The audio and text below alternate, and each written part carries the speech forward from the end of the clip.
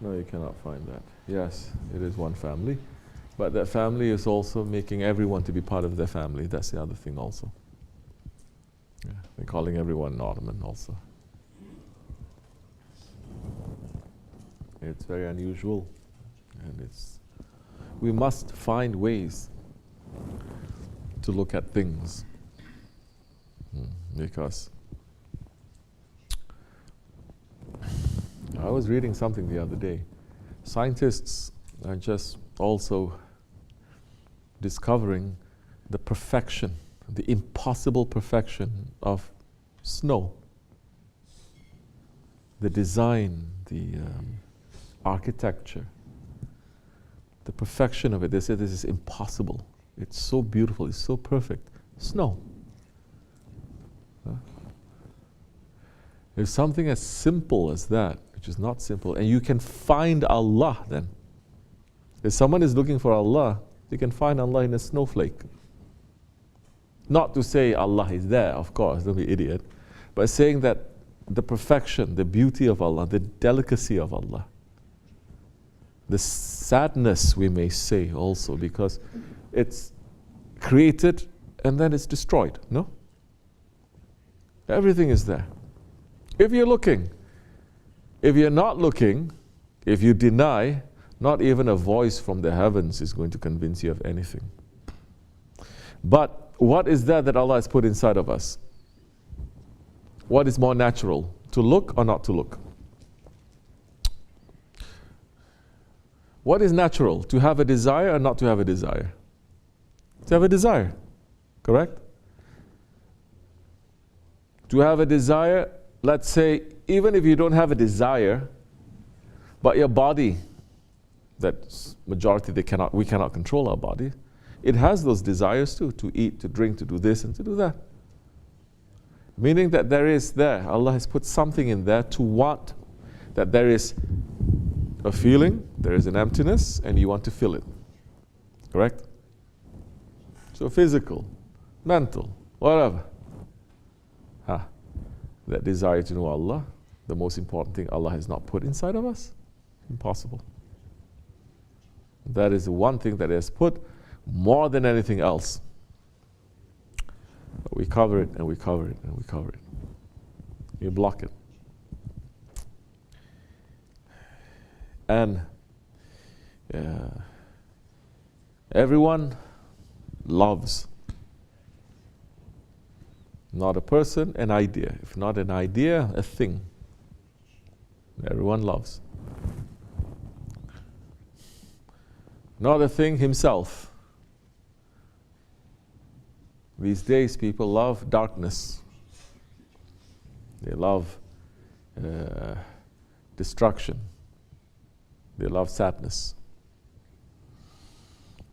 But there is that desire, that pull, that attraction. Who has put that? Allah has put that in us.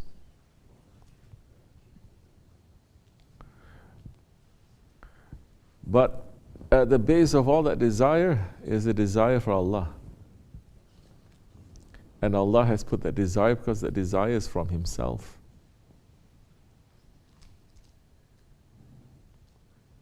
Because what He's saying,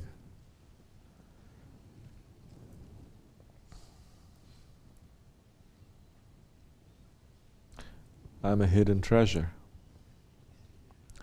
and I want to be known. So I created the world, meaning man, to know me.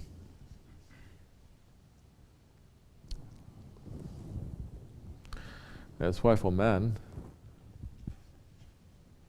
you can have everything in this world. But if no one knows you, you are the loneliest person. And everything that you own means nothing to you. You can have millions of friends, but they don't know you. They'll kill you. It's enough. Correct? Because the only one who is Ahad is Allah, one, alone. And even He, Astaghfirullah, is saying, I want you to know me. I've created you to know me.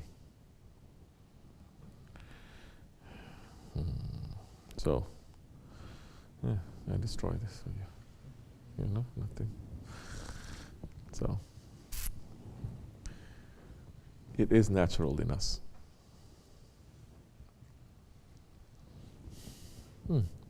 Even in the first world countries, after you reach a certain age, they say what? Midlife crisis?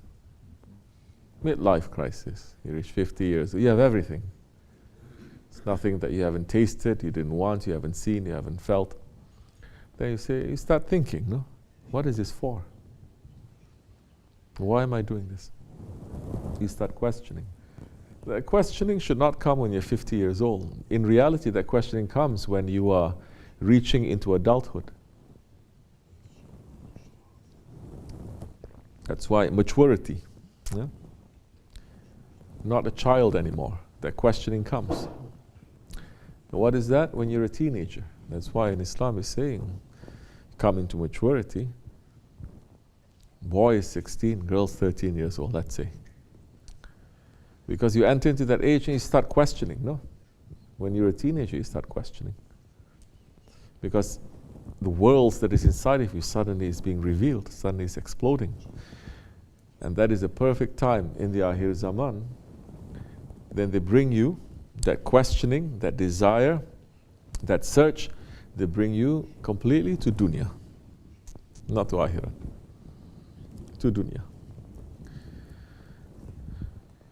Just fulfilling your nafs. So, thick layers are put one on top of the other. They say, no need, no need. You must listen to this, you must eat this, you must smoke this, you must wear this, you must dance to this, you must do this, play that. Okay, you're doing it, believing in it, but after a certain time, you still wake up and you say, what is this for? What does this mean? And majority of the people, they start questioning what does it mean, not when it is good, but when things are bad. They start questioning. They don't question when things are good. They forget about Allah. But when things are bad, suddenly they say, what does this mean? I went through a trauma and then I'm suddenly realizing all these things. I went through a near-death experience. I saw this person suffering. I suffered this. Then, now you understand that even that suffering, even that trauma, even that is a mercy from your Lord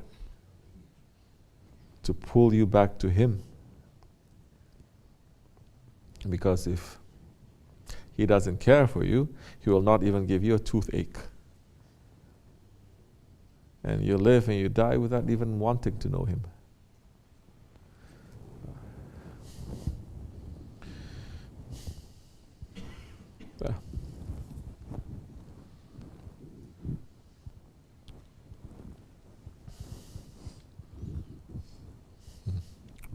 Where did we begin? Where did we end? So the Ottomans, yes. It is a nation, it is an empire of tariqat, it is an empire of saints, it is an empire of sheikhs, it is an empire of dervishes. The sultans themselves, they were sheikhs and they were dervishes and they were murids. The pashas were that, ministers were all that, the viziers was that, everyone from top to bottom, bottom to up. And they achieve high levels of spirituality, and when they pass, they become shahids, become saints, and then they're buried everywhere. Rahmat keeps coming down. People, after centuries of that, people get more and more better, more and more alive, because they're around the friends of Allah, both walking on the world and under the ground. So something happens to their understanding also. Something happens to their humanity. Something happens to their spirit. It changes. I told you, one thing that I noticed when I was in Turkey, they have so many wild, let's say wild? Not pets, animals that are not pets. They're not kept by people. So many cats, and so many dogs. Oh, in this country, if they see a wild dog, they shoot it, no? Rabies. Correct or no? And the dogs behave wildly too. You get scared. But you know, you've seen it. The cats, they are so tame and so chill, yeah? And so noble. They don't look like they're crazy cats wanting something too. Everything is given to them. Who is taking care of these cats? Rich people, endowment funds, charity organizations, concerned citizens? No.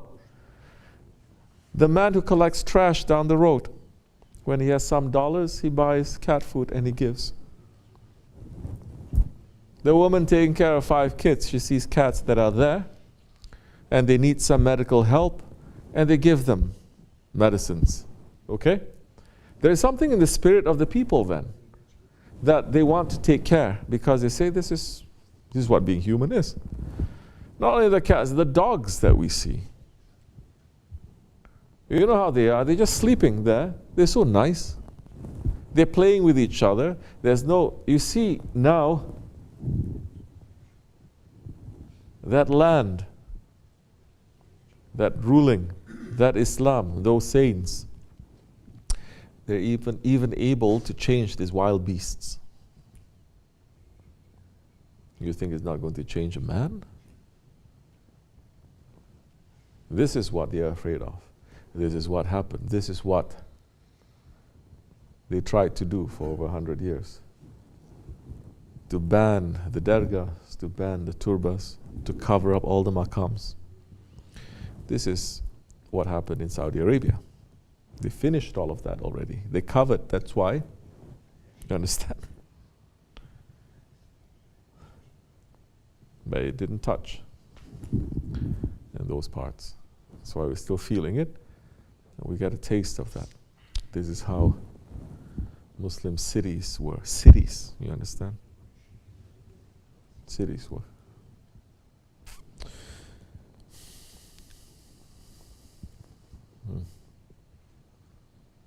May we understand them more, inshallah. May the world understand them. That's what they brought, east and west, north and south. Where they are, see people, tombs here and there, go all the way west, all the way to Bosnia, all the way to Bulgaria. That's what they were. Good people, they're sending all the good people there, saintly people, strong lineage, they passed, then they're buried there. So the influence, spiritual influence is still going on until Judgment Day. Unless you cover everything up and you stop people from going. You understand?